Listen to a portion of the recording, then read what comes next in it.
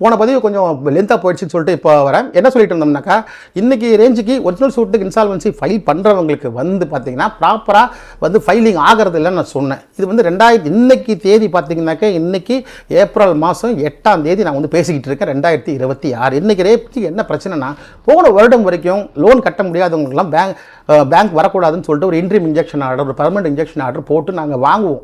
ஆனால் போன வருடத்திலிருந்தே எப்போ மதுரை உயர்நீதிமன்றத்தில் ஒரு ஜட்ஜ்மெண்ட் ஒன்று சொன்னாங்க. என்னென்னா, அதாவது செக் பவுன்ஸ் கேஸை பற்றி அருப்புக்கோட்டையில் பேஸ் பண்ணி ஒரு ஜட்ஜ்மெண்ட் கொடுத்தாங்க. அருப்புக்கோட்டை ஜேஎம் கோர்ட்லேருந்து பணம் கட்டலைன்னா நீங்கள் இதில் வேணால் அனுப்புங்க, சம்மனு செல்ஃபோனில் கூட அனுப்புங்க, வாட்ஸ்அப்பில் அனுப்புங்க, அப்படி இப்படின்னு சொன்ன உடனே இப்போ என்ன ஆச்சுன்னா, கெடுபடி அதிகமாகிடுச்சு. அதனால் ஃபினான்ஷியலாக இப்போ பாதிக்கப்படுறது பப்ளிக் ஃபண்ட்ஸு அப்படின்னு பேங்க் தொடர்ந்து ரிப்ளை கொடுக்கறதுனாலையும் ஒரிஜினல் சூட்டு, அதாவது வேறு எதுக்கு வேணால் கொடுப்பாங்க. எங்கள் சமீபத்தில் கூட பக்கத்து வீட்டுக்கார கார் பார்க்கிங் பண்ணக்கூடாது அப்படின்னு ஒரு இன்ஜெக்ஷன் கேட்டோம். அதுக்கு உடனே கொடுத்துட்டாங்க, சரி பண்ணக்கூடாதுன்னு. ஏன்னா சன்னத்தை நிரூபிச்சிட்டோம், சன்னத்தினா எவிடன்ஸ்.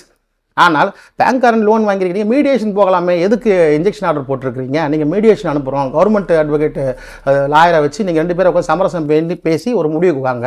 10 லட்ச ரூபா கட்டினா ஒரு 1 லட்சம் கம்பெனி 9 லட்ச ரூபா கட்டுருங்க. அசால்ட்டாக சொல்லிட்டு போகிறாங்க. நம்ம கிளைண்டால் 10 லட்ச ரூபா லோன் 9 லட்ச ரூபா கொடுக்க வசதி இருந்தால் அவருக்கே எங்கள் அட்வொகேட் வர போகிறாரு.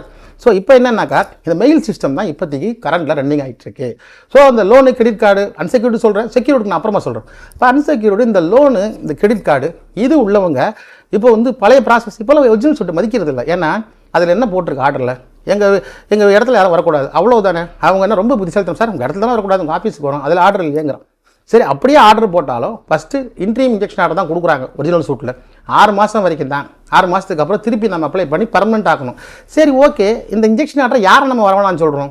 கலெக்ஷன் ஏஜென்சி தான் வரவேணாங்கிறோம். கலெக்ஷன் ஏஜென்சி பேங்க்காலே கிடையாது, அவனே தேர்ட் பார்ட்டி வசூல் பண்ணுற மையத்துலேருந்து வர்றான். அவனை வரவேணான்னு சொல்லி நம்ம சாதிக்க வேண்டியது என்ன இருக்குது? அதனால் நாட்டாம டு பங்காளி, பங்காளி டு நாட்டாம ஸ்டேட். இப்போ பேங்க்கோட நோடல் ஆஃபீஸர் தானே மெயின். நோடல் ஆஃபீஸருக்கு ஒரு மெயில் என்னென்னா, உங்கள் ஆளுங்க இங்கே சேர்ந்து அராஜகம் பண்ணிகிட்டு இருக்காங்க, சட்டப்படி டேர்ம்ஸ் அண்ட் கண்டிஷன் பிரகாரம் ஆர்பிட்ரேஷன் போகலான்னு இருக்கும்போது ரெக்கவரி ஏஜென்ட்கிட்ட எதுக்கு நீங்கள் கொடுத்து ஹாரஸ்மெண்ட் பண்ணுறீங்க, ஆர்பிஐ ரூல்ஸை வயலேட் பண்ணுறீங்க, 2026 இது மாஸ்டர் சர்க்குலர் ஆக்டே வயலேட் பண்ணுறீங்க. இது மட்டும் இல்லாமல் இது தொடர்ந்தால் நாங்கள் உங்கள் நிறுவன ஊழியர் மீது அப்ராப்ரியேட் லீகல் ஆக்ஷன் அகேன்ஸ்ட் இவர் collection agency or third party collection agency, அவ்வளோதான். இதை தான் போடுறோம்.